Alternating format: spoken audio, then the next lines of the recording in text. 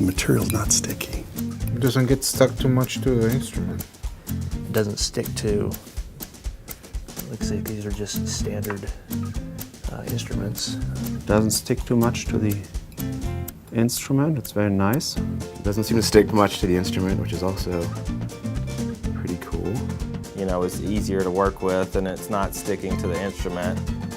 Okay, well right now I like the way that it handles as far as not sticking to the instrument. And this is just simple stainless steel, or?